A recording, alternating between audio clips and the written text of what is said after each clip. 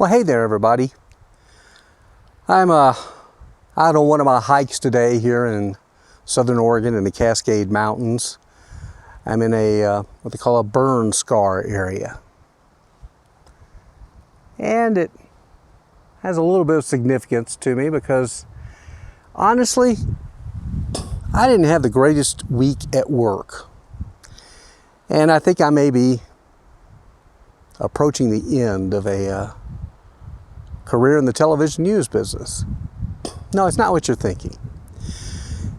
Things kind of started off early in the week. You guys probably saw I made a post about where we were coming out of a story about the coronavirus and how terrible the numbers were, and the outlook was bleak. And then they tossed over to me and weather. And I went, hey, let's look at this as the glass half full, not glass half empty. I said, we've got over 100 cases, which, yes, is bad, in a county, though, of approaching 300,000 people.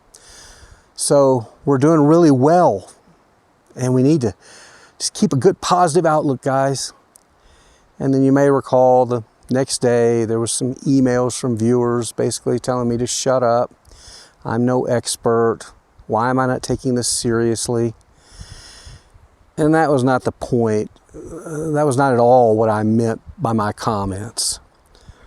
So I thought about it long and hard, and the next night I thought, well, I'm going to say something again. So they tossed over to me, and I went, hey, I said, I just want to be perfectly clear to everyone that I do take coronavirus seriously. And I said, all I was trying to do was just put a positive spin on things in what is such a bleak and dark outlook in the world right now.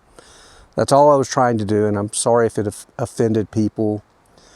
And I said, I do know about death, trust me. I lost my best friend, my life companion, my wife, Pam, last October. So I know what death feels like, and I don't want anybody to lose their life to coronavirus. And that was about it. And then the next day, some of the people who'd emailed in complaints emailed back and said they really appreciated what I said, and they understood now what I was trying to get across. And then there were several phone calls, phone messages, and other emails of support, and that's all good. Then Friday I get the news that our beloved 10 o'clock anchor woman, that her aunt, 69-year-old aunt in the Los Angeles area, dies of coronavirus. And she and her family, I know, were probably among those who were so upset with me and that bright, positive, cheery attitude I was trying to put on about coronavirus. And I felt terrible about that.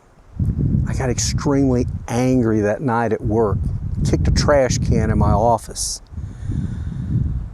Because what I'm learning is some of the prevailing attitude was in our news division is that, well, Jack doesn't take this seriously. He doesn't care. He's too lighthearted. And that could not be further from the truth. Heck, I'm in the prime category for, if I caught it and could die. I'm now 60 years old. Everyone I work with is under the age of 30. My parents are in their 80s. My father has a heart condition. My mother has asthma. My younger brother is asthmatic. Our children, yeah, I care about coronavirus. But I guess what I try and do is live like Pam told me. Up until her last couple of weeks on this earth, she kept saying, make a choice to be happy. And she was always so positive.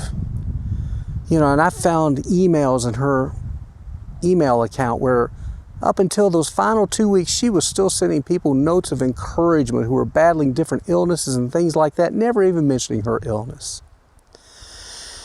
And I've had some say, well, what if after Pam died, people made little quippy comments about, oh, come on, we can beat cancer, have a good outlook. Not everybody gets cancer. And I thought about it, and I thought, honestly, that it doesn't bother me. I mean, Pam was the first person I've known that's died of cancer. And Pam's big crusade was not cancer, but as you guys know, she had it almost 12 years ago. And then we had a huge lifestyle change. She didn't do chemo, and she was just sold on the idea of healthy living, and we got to get chemicals out of our food. We've got to get chemicals out of the workplace. We've just got to clean up the environment, and we've got to build healthier bodies so that we can turn the tables on cancer. That was always her thing. And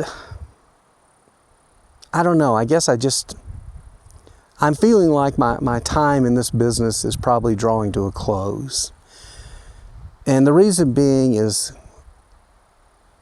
I want to have a positive outlook on life, no matter what the circumstances. I have to. And unfortunately, the news model is not built on that. It's a lot of bad news through nobody's fault of their own, okay? I get it. And we do have occasional good stories here and there, but the overall message that's given to people on a nightly basis is there's not much hope out there. You know, we're losing the battle against coronavirus. We're losing the battle against racial injustice. We're you know, things are bad. Here's our latest report on how bad it is. And then I come along and try and be Mr. Happy-go-lucky weather guy, and I'm thinking that's the wrong thing.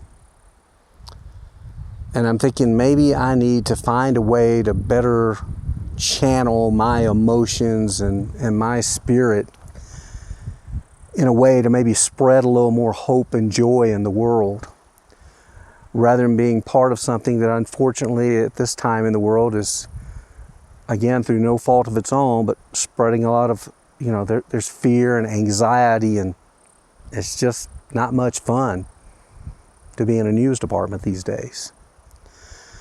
And I think, yeah, compounding is the loss of Pam, and there's other people who have lost spouses and such. And a lot of you watching this are in the news business, and you know what I'm talking about. It's hard on a daily basis. And again, if I was a young kid starting out in the business and looking to move on and all, this would probably be, I don't know, an unbelievable time in our career, covering some of the most dramatic events mankind's ever seen. But I don't know. If and when I decide to finally call it a day, there'll be some out there who say, good riddance. Glad that guy's gone. There'll be some who'll say, oh gee, sad to see him go. But you know, in the end, it'll be fine. Just a weather guy in Medford, Oregon. Not like I'm changing the world here. So that's it. I just thought I'd share that with you. It's hard, I know it is. But I just wanted people to know when it comes to coronavirus and all these world issues, I do care. And I'm just sorry that I can't display correctly to people how I should be acting in the midst of these crises. And I guess that's part of it now. If you, whatever side of whatever subject you're on, if you're not saying what one particular group or acting the way a particular group wants you to be, you know, you're seen as a bad person. And maybe it's time for me to get out of that. I want to not be part of darkness. I want to be part of light. That's what I want to do. I got to figure out what that direction is, though. I got to find out a way to channel this into something good. Okay? Well, that's about it. Talk to you later. Hope you guys have a good 4th of July, okay? And don't worry, I'm fine. I'm fine. Don't everybody start watching this go, oh, he's on the edge. No, I'm not. It's just another course I'm taking. And through Pam's death, it's making me stronger and better. And it's going to be okay. I know that. All right? Bye now.